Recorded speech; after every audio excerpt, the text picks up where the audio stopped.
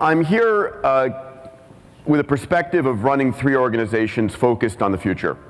The first is Singularity University up in Silicon Valley, in which we really are looking at what are the most powerful technologies on the planet, the technologies that are literally allowing an individual, a small team, to do what only governments and large corporations could do in the past.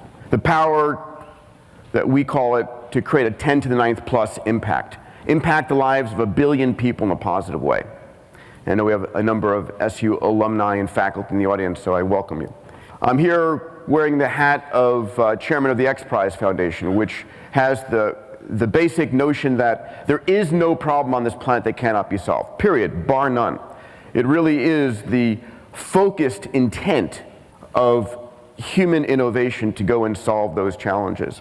And then I serve as co-chairman of Planetary Resources, which is one of the companies on the cutting edge of how do we bring the resources of our cosmos to our service.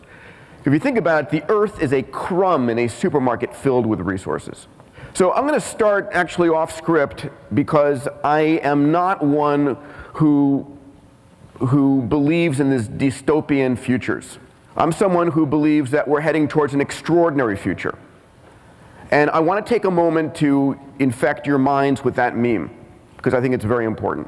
You know, we hear left, right, and center how the world is getting worse, how things are falling apart. You know, it's literally the result, as I speak on stages around the world, that we're living in a day and age where our news media is a drug pusher, and negative news is their drug. And on every device that we get, our cell phones, our smartphones, our laptops, our newspapers, our radios, we are fed negative news 24 hours a day, 7 days a week, over and over and over again, because our minds on the plains of Africa, hundreds of thousands and millions of years ago, evolved to pay far more attention to the negative news than the positive news. Because if we didn't pay attention to the negative news, we'd be out of the gene pool. You know, that rustle in the leaves wouldn't be the wind, it might be a tiger. And so our amygdala, an ancient part of our temporal lobe, literally screens everything we see and everything we hear looking for negative news. When we hear, we go, oh my God, what was that? We pay immediate attention, tenfold. Open any newspaper and look at the number of negative stories to positive stories. You know, if it bleeds, it leads. We also, as humans, are far better at seeing the negative dystopian futures than the positive ones. We see the dangers far, far away. But ultimately, we do have the power to solve them in advance, and we do over and over again. If we look at the last 100 years of humanity, it's been an extraordinary century, right? The human lifespan has more than doubled. The per capita income of every nation on this planet has more than tripled. The cost of food has come down 13-fold, energy 20-fold, transportation 100-fold, communications over 1,000-fold. And that wasn't just good luck that happened, right? It wasn't political planning. It was the force of technology that enabled that future to literally skyrocket through the cosmos. And guess what? Technology isn't slowing down. It's increasing at an exponential rate. And it's for that reason that I fundamentally believe we are living into an extraordinary time ahead. Back on my script now. Thank you. So when I think about what's driving us in this area, it really is what I call compounded convergent innovation. So innovation over time has been the exchange of ideas. You have an idea and I have an idea, we exchange ideas, and we have, now have 2 ideas. And it's the building of my idea on your idea that allows us to really increase. But what I don't hear folks thinking about and talking about enough is where this ability to exchange ideas is progressing. Because it used to be that what drove innovation was people moving from rural areas into urban areas, right? And we're growing towards a very rapid future of 50%, 75% of populations in urban areas, and when you're sitting next to each other, you can have conversations and exchange ideas, and all of that moves things forward. But what's happening now on top of that, the compounded nature of this, is that people around the world are becoming healthier and more literate. And that allows more and more people to have ideas and exchange their ideas. So, we have a couple of projects going on right now at the X Prize. We have something called the Qualcomm Tricorder X Prize, and with all due respect to Dr. Martin, while maybe, maybe transporter beams and warp speed isn't there yet. A lot of what Mr. Roddenberry created in Star Trek is in fact an exact roadmap for the future.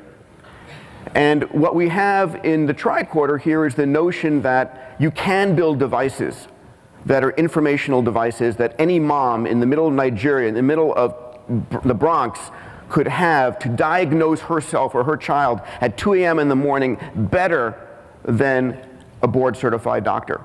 So we announced this competition. Qualcomm put up $10 million, actually $20 million, asking teams to build a handheld mobile device that you can speak to. It's got AI on the cloud. You can cough on it. It can do the RNA or DNA analysis of the pathogens in your sputum. You can do a micro blood prick. It can do your blood chemistry. And the notion is that for literally what is the plummeting cost of everything approaching free, everyone will have access to abundant health care. We announced this competition at the X Prize Foundation, and we have now 300 teams around the world who've registered in the first year to compete for this. We expect a winner in the next 3 years. On top of that, we're getting ready this year with my fingers crossed, to announce what could even be a more epic impact on the planet, a global literacy X Prize. There are 880 million illiterate people on the planet.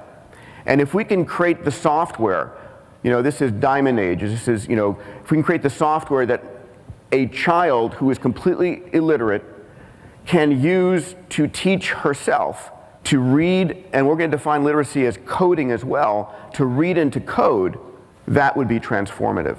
So if all goes well, we'll be announcing this X Prize by the end of the year. And if you have a world of healthy and literate individuals, you have a world that's far more peaceful and a world that's far more innovative on every possible scale. Thank you. So where it gets interesting, though, is what happens next, right? Because what happens next, when you have a world that's healthy and literate and they're spending their time, instead of gathering, all they're scraping by and living, now those individuals online, right? We had 2 billion people connect on the internet in 2010. That's going to grow to 5 billion people by 2020.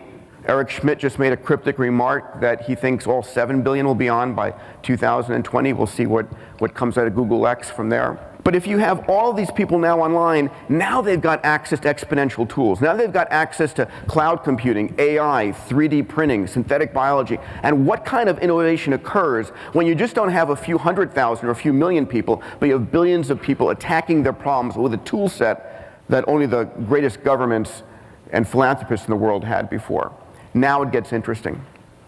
So it doesn't stop there, of course, because what happens next after these people are connected is the true connection, what I like to call a meta-intelligence. And let me go off my normal script that I speak about in X Prize and SU and talk about what my view and theory of where we're going as a species is.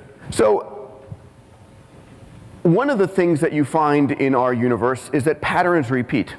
And when I look at what has been the pattern of life, it's very interesting, because on our Earth, some 4.5 billion years old, about 1 billion years after the Earth formed, 3.5 billion years ago, the earliest life forms, prokaryotes, evolved.